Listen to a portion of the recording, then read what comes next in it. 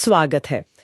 आज हम भारत के संत दस्तावेज से कुछ बहुत दिलचस्प किस्से देखने वाले हैं। जी। हमारा ध्यान रहेगा गुरु और शिष्य के उस खास रिश्ते पर जिसने, जैसा कि इन कहानियों में है, जिंदगियां बदल दी। हाँ, बिल्कुल। तो कोशिश यही है कि इन अनुभवों से कुछ कुछ रोशन करने वाले पल ढूंढें। बिल्कुल। और देखिए, भारतीय आध्यात्मिक परंपराओं में ये जो गुरु शिष्य का रिश्ता है ना, जी। इसे अक्सर अंदरूनी बदलाव की, मतलब ट्रांसफॉर्मेशन की सबसे बड़ी वजह माना गया है। अच्छा।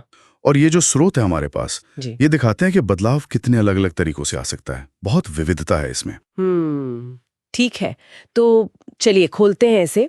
संत रज्जब की कहानी से शुरू करते हैं। हाँ, जरूर। सोचिए जरा, वो अपनी शादी के लिए जा रहे हैं, पूरे दूल्हे के लिबास में सजे धजे, और रास्ते में अचानक गुरु दादू दयाल मिल गए। बिल्कुल। और फिर दादू दयाल ने जो कहा वो सीधा सीधा दिल पर लगा। क्या कहा उन्होंने? उन्होंने कहा, रज्जब तय गजब कियो, सिर पर बांधा मोर, ओह। आया था हरि भजन को, करे नरक की ठौर। मतलब ये कि अरे रज्जब, ये तुमने क्या गजब कर दिया, सिर पर सहरा बांध लिया। तुम तो दुनिया में ईश्वर का भजन करने आए थे, और ये शादी करके नरक का रास्ता क्यों बना रहे हो?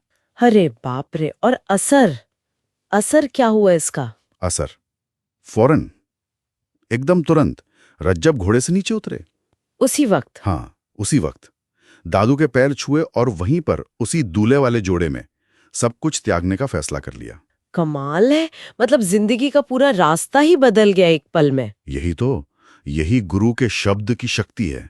शब्द मतलब सिर्फ बोले हुए वचन नहीं, वो एक भीतरी ताकत, एक ध्वनि, और साथ में गुरु की उपस्थिति, उनका ऑरा। रज्जब का बदलना इतना अचानक था, और मजे की बात यह कि वो जिंदगी भर रहे उन्हीं दूल्हे के कपड़ों में। अच्छा, ये क्यों? ये दिखाने के लिए कि असली बदलाव बाहर का नहीं, अंदर का था।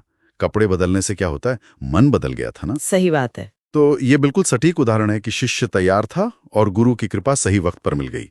अवसर और तैयारी का संगम।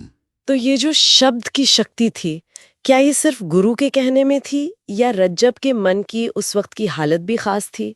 मतलब वो रिसेप्टिव थे? बहुत अच्छा सवाल पूछा आपने। यकीनन दोनों बातें थीं। शिष्य का मन जब तैयार हो ना, खुला हो, तभी गुरु का कहा हुआ शब्द या उनकी मौजूदगी एक चिंगारी की तरह काम करती है। समझ गए।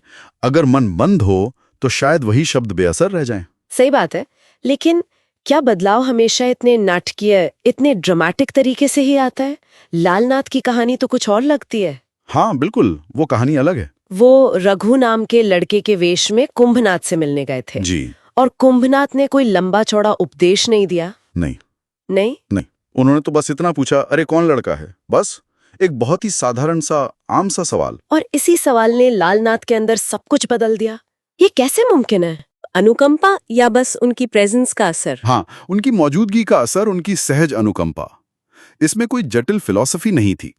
स्रोत गुरु के दर्शन, यानी सिर्फ देखने भर से। अच्छा। और स्पर्शन, यानी छूने भर से होने वाले असर का भी जिक्र करते हैं। तो ये रज्जब वाले अनुभव से बिल्कुल अलग हुआ। हाँ बिल्कुल, रज्जब का मामला बहुत नाटकीय था। यहाँ बदलाव बहुत ही सूक्ष्म, बहुत सटल था। एक आम सी बातचीत से शुरू हुआ।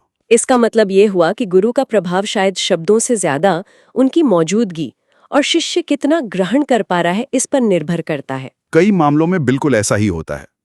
लालनाथ की जिंदगी उसी एक पल में, उस एक सवाल से बदल गई। उस सवाल ने उन्हें अंदर से झकझोर दिया, आत्म खोज के रास्ते पर लगा दिया, और फिर वो पूरी तरह उसी रास्ते के लिए समर्पित हो गए। वाह।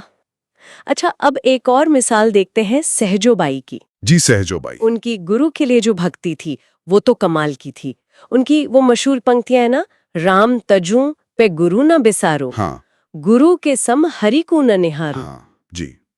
अब यहाँ देखिए, पहली बार सुनने में ये लग सकता है कि वो ईश्वर का अनादर कर रही हैं, है ना? हाँ, थोड़ा सा ऐसा लग सकता है कि वो कह रही हैं कि राम को छोड़ दूंगी पर गुरु को नहीं। पर असल में ऐसा नहीं है। वो ईश्वर को त्यागने की बात नहीं कर रही। तो फिर वो कह रही हैं कि ईश्वर तक पहुंचने का जो जरिया है, जो माध्यम है, यानी गुरु, वो उनके लिए उस अमूर्त ईश्वर से भी ज्यादा महत्वपूर्ण है।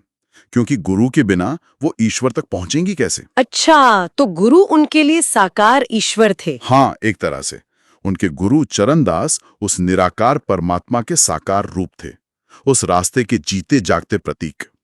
गुरु ही तो हैं जो उस अनदेखे अनजाने ईश्वर को हमारे लिए सुलभ बनाते हैं, जानने योग्य बनाते हैं। सही बात है। तो ये शिष्य का नजरिया दिखाता है पूरा भरोसा, पूरा समर्पण कि गुरु ही वो दरवाजा है जिससे परम सत्य तक पहुंचा जा सकता है।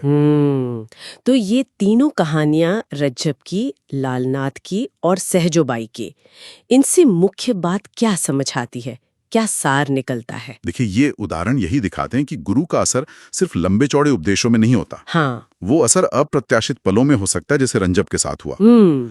वो गुरु की सहज उपस्थिति या एक सीधे से सवाल में हो सकता है, जैसे लालनाथ के साथ हुआ। सही। या फिर वो शिष्य की अपनी तीव्र लगन और भक्ति में प्रकट हो सकता है, जैसे सहजोबाई के मामले में। अच्छा। तो ये शिष्य की अपनी भीतरी हालत पर भी निर्भर करता है कि गुरु का प्रभाव किस रूप में सामने आएगा। मतलब ये गुरु शिष्य का जो रिश्ता है, ये अंदरूनी बदलाव का एक बहुत शक्तिशाली और अक्सर अनपेक्षित सा जरिया है। ये नजरिया तो वाकई सोचने लायक है, बहुत गहरा है। और एक आखिरी बात इसमें जोड़ने लायक है, ये स्रोत सिर्फ गुरु की शक्ति की बात नहीं करते। अच्छा, और क्या? वो ये भी इशारा करते हैं कि गुरु की मौजूदगी जितनी जरूरी है, उतनी ही जरूरी शिष्य की तरफ से तैयारी और खुलापन भी है, रिसेप्टिविटी। हाँ, ये तो हमने रज्जब के केस में भी देखा था। बिल्कुल। और ये बात हमें एक अहम सवाल पर लाकर खड़ा करती है, जिस पर शायद हमारे श्रोता भी सोच सकते हैं। क्या सवाल? कि किसी भी सीखने की प्रक्रिया में, चाहे वो आध्यात्मिक हो या दुनियावी, बदलाव के लिए सचमुच तैयार होने का मतलब क्या होता है? वो खुलापन कैसे आता है?